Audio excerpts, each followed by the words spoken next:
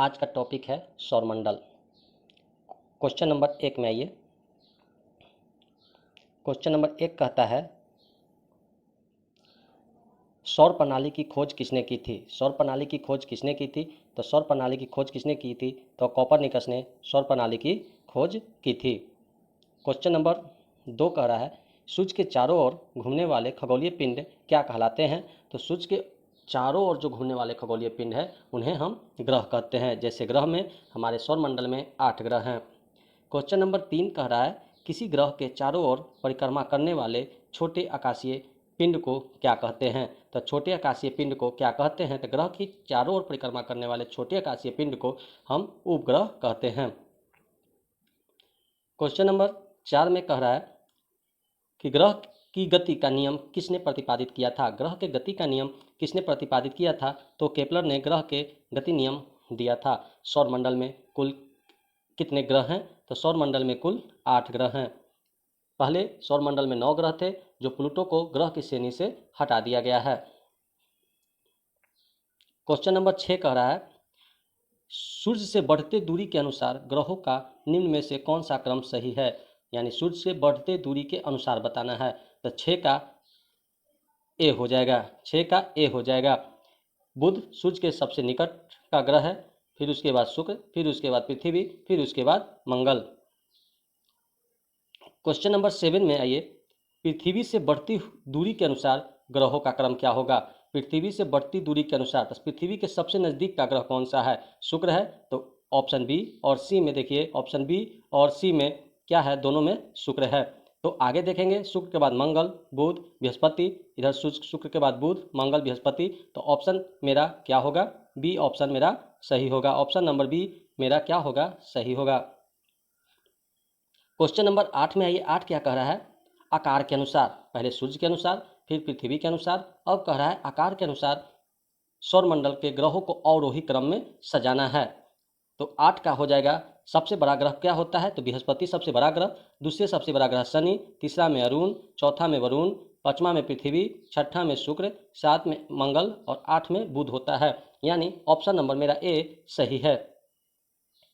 9 में कह रहा है निम्नलिखित में से कौन सौरमंडल का भाग नहीं है। निम्नलिखित में से कौन सौरमंडल का भाग नहीं है? क्षुद्र ग्रह हमारे सौरमंडल का ही भाग है, धूमकेतु भी हमारे सौरमंडल का भाग है, ग्रह भी हमारे सौरमंडल का भाग है और निहारिका जो है हमारे सौरमंडल का भाग नहीं है। ये बीपीएससी में पूछा हुआ क्वेश्चन है। एग्जाम के दृष्टिकोण से यह बहुत इंपॉर्टेंट क्वेश्चन होगा। क्वेश्चन नंबर 10 में आइए। कह रहा है सूर्य के चारों चक्कर लगाते ग्रह का वेग क्या होगा। सूर्य के जो चारों जो चक्कर ग्रह लगा रहे हैं, जो 8 ग्रह लगाते हैं, उसका वेग क्या होगा? तो 10 का आंसर बी होगा। अधिकतम होता है, चारों ओर चक्कर लगाने वाला ग्रह का वेग अधिकतम होता है और जब सूर्य के समीप होता है। जैसे सूर्य के समीप बुध ग्रह है, बुध का वेग 88 दिन होता है, 88 दिन में वह सूर्य का चक्कर लगा लेता है। क्वेश्चन नंबर 11 में कह रहा है अंतरिक्ष में कुल कितने तारेमंडल हैं। अंतरिक्ष में कुल कितने तारेमंडल हैं? तो 89 अंतरिक्ष में कुल तारेमंडल हैं। क्वेश्चन नंबर 12 में आइएगा। 12 कह रहा है निक्स ओलंपिया कोलंबस पर्वत किस ग्रह पर स्थित है। तो डी हो जाएगा, मंगल ग्रह पर वह स्थित है। 13 नंबर क्वेश्चन कह रहा है पार्थिव ग्रहों की संख्या कितनी है। पार्थिव ग्रह यानी पृथ्वी के आसपास के ग्रह की संख्या कितनी है। तो पृथ्वी के आसपास ग्रहों की संख्या 4 होगा। क्वेश्चन नंबर 14 कह रहा है निम्नलिखित में से कौन एक पार्थिव ग्रह नहीं है। तो अभी बोले पार्थिव ग्रहों की संख्या 4, तो कौन इसमें से जो पृथ्वी के बगल का ग्रह नहीं है? बुध पृथ्वी के पास का ग्रह है, शुक्र भी पृथ्वी के पास का ग्रह है, मंगल भी पृथ्वी के पास का ग्रह है और पृथ्वी। ये 4 ग्रह जो होते हैं पार्थिव ग्रह होते हैं। पृथ्वी, मंगल, शुक्र और बुध। और शनि जो है ये पार्थिव ग्रह की श्रेणी में नहीं आता है।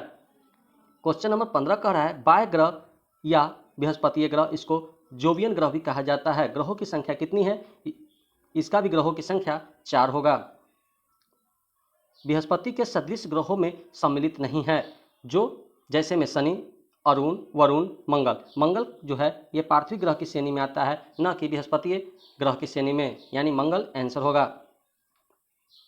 क्वेश्चन नंबर 7 कह रहा है निम्नलिखित में से किन 2 ग्रहों को छोड़कर शेष सभी ग्रह सूर्य के चारों ओर वामावर्त घूमते हैं। तो 17 का हो जाएगा ऑप्शन डी, यानी ऑप्शन जो डी है, शुक्र और अरुण जो है वह क्या होते हैं, सूर्य के क्लॉकवाइज घूमते हैं और बाकी ग्रह पृथ्वी के दिशा में यानी एंटी क्लॉकवाइज घूमते हैं। क्वेश्चन नंबर 18 में आइए। 18 कह रहा है सौर मंडल का जन्मदाता किसे कहा जाता है? तो सौर मंडल का जन्मदाता सूर्य को कहा जाता है। क्वेश्चन नंबर 19, ब्रह्मांड में विस्फोटित तारा क्या कहलाते हैं? ब्रह्मांड में विस्फोटित तारा क्या कहलाते हैं? तो अभिनव तारा जो होते हैं विस्फोटित तारा कहलाते हैं। अभिनव तारा विस्फोटित तारा कहलाते हैं। वैज्ञानिक जिन्होंने सर्वप्रथम खोज की कि पृथ्वी सूर्य के चारों ओर घूमते हैं, यानी पृथ्वी जो है वह सूर्य के चारों ओर घूमता है, वह किस वैज्ञानिक ने सबसे पहले बताया था? कोपरनिकस ने सबसे पहले बताया कि पृथ्वी सूर्य के चारों ओर घूमती है। क्वेश्चन नंबर 21 में आइए। निम्नलिखित में से कौन सा ग्रह नहीं है जिसे प्राचीन भारतीय ग्रह मानते थे? यानी कौन सा ग्रह नहीं है जिसे प्राचीन भारतीय मानते थे? तो सूर्य क्या है? सूर्य एक तारा के श्रेणी में आता है, न कि ग्रह के श्रेणी में, यानी मंगल, शुक्र और शनि ग्रह है जबकि सूर्य एक तारा है। सूर्य के संगठन में सहायक गैस, यानी सूर्य के संगठन में सहायक गैस कौन से हैं? यानी ऑप्शन नंबर डी देखिए, हाइड्रोजन और हीलियम सूर्य के संगठन में सहायक गैस है। हाइड्रोजन 71% और हीलियम जो है 26.5% है। सूर्य के मध्य भाग को क्या कहते हैं? सूर्य के मध्य भाग को क्या कहते हैं? सूर्य के मध्य भाग को प्रकाश मंडल कहते हैं। क्वेश्चन नंबर 24 में आइए। सूर्य के ऊपर के भाग को क्या कहते हैं? सूर्य के ऊपर के भाग को क्या कहते हैं? तो वर्णमंडल कहते हैं। सूर्य के ऊपर के भाग को वर्णमंडल कहते हैं और सूर्य के मध्य के भाग को प्रकाश मंडल कहते हैं। क्वेश्चन नंबर 25 में, सूर्य सदैव पूरब से निकलता है क्यों? क्योंकि ऑप्शन नंबर 1 में देखिए कह रहा है पृथ्वी पश्चिम से पूरब की ओर घूमता है, यही इसका आंसर होगा। पृथ्वी पश्चिम से पूरब की ओर घूमता है, इसीलिए सूर्य सदैव पूरब की ओर से निकलती है। क्वेश्चन नंबर 26, नॉर्वे में अर्धरात्रि के समय सूर्य कब दिखाई देता है? तो ऑप्शन नंबर सी होगा 21 जून को। 21 जून को नॉर्वे में अर्धरात्रि के समय सूर्य दिखाई देते हैं, 21 जून को। एक ग्रह की अपने कक्षा में सूर्य से अधिकतम दूरी को क्या कहते हैं? जब अधिकतम दूरी होगा तो अ से अधिकतम दूरी है, क्या है? अधिकतम दूरी अ से शुरू होता है अधिकतम दूरी, तो क्या होगा? अपसौर हो जाएगा, अपसौर होगा। 4 जुलाई को होता है। क्वेश्चन नंबर 28 कह रहा है एक ग्रह की अपने कक्ष में सूर्य से न्यूनतम दूरी को क्या कहते हैं? एक ग्रह की अपने कक्ष में सूर्य से न्यूनतम दूरी को क्या कहते हैं? यानी सूर्य के न्यूनतम दूरी को क्या कहते हैं? तो उपसौर कहते हैं। क्या कहते हैं? उपसौर कहते हैं। निम्नलिखित में से किसके बीच की औसत दूरी को खगोलीय एकक कहा जाता है? क्वेश्चन नंबर 29 कह रहा है कि निम्नलिखित में से किसके बीच की औसत दूरी को खगोलीय एकक कहा जाता है? तो खगोलीय एकक जो होगा वो होगा 1 नंबर होगा, यानी पृथ्वी और सूर्य के बीच की दूरी को खगोलीय दूरी कहा जाता है। क्वेश्चन नंबर 30 में आइए।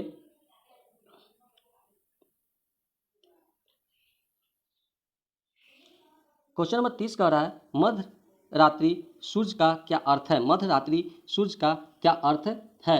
तो ऑप्शन डी देखिए, सूर्य का ध्रुवीय वृत्त में देर तक चमकता है। सूर्य का ध्रुवीय वृत्त में देर तक चमकना ही मध्य रात्रि सूर्य कहलाता है। क्वेश्चन नंबर 31 कह रहा है मध्य रात्रि का सूर्य किस क्षेत्र में दिखाई देता है? मध्य रात्रि का सूर्य आर्कटिक क्षेत्र में दिखाई देता है, आर्कटिक क्षेत्र में दिखाई देता है।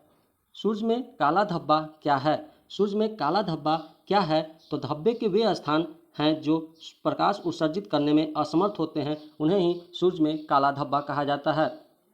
सूर्य के रासायनिक मिश्रण में हाइड्रोजन का प्रतिशत 71% और हीलियम का 26.5% होता है। निम्नलिखित में से कौन एक तारा है?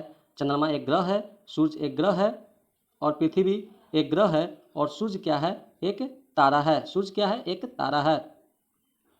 सौर पृष्ठ का लगभग कितना तापमान होता है? सौर पृष्ठ का लगभग कितना तापमान होता है? 6000 डिग्री सेल्सियस सौर पृष्ठ का तापमान होता है।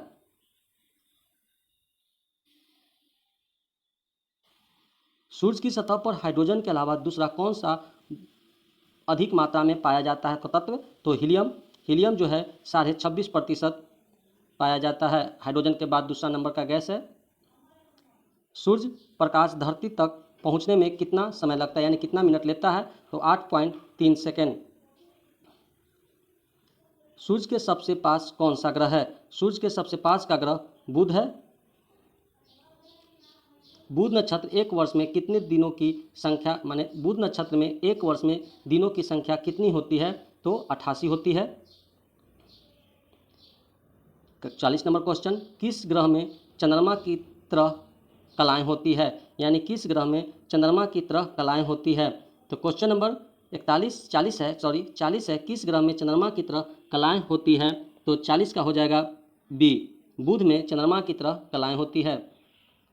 निम्नलिखित में से कौन से ग्रहों के चारों ओर घूमने वाले उपग्रह नहीं है? ऐसा कौन सा ग्रह है जिसके पास अपना उपग्रह नहीं है? तो बुध और शुक्र के पास कोई उपग्रह नहीं है। बुध जो होता है वह सूर्य के सबसे निकट का ग्रह है और शुक्र जो है पृथ्वी के सबसे निकट का ग्रह है। क्वेश्चन नंबर 42 में आइए, निम्नलिखित में से कौन सा ग्रह सूर्य का चक्कर सबसे कम समय में लगाता है? तो जो निकट का ग्रह होगा वही सबसे कम समय में सूर्य का चक्कर लगाएगा। तो यानी क्या होगा? ऑप्शन नंबर 1 42 होगा, बुध होगा। 43 में कह रहा है सबसे तीव्र गति से सूर्य का चक्कर लगाने वाला ग्रह कौन है? सबसे तीव्र गति से सूर्य का चक्कर लगाने वाला ग्रह कौन है? तो बुध होगा। 44 में आइए, निम्नलिखित में से किस ग्रह की परिक्रमा गति सबसे अधिक होती है?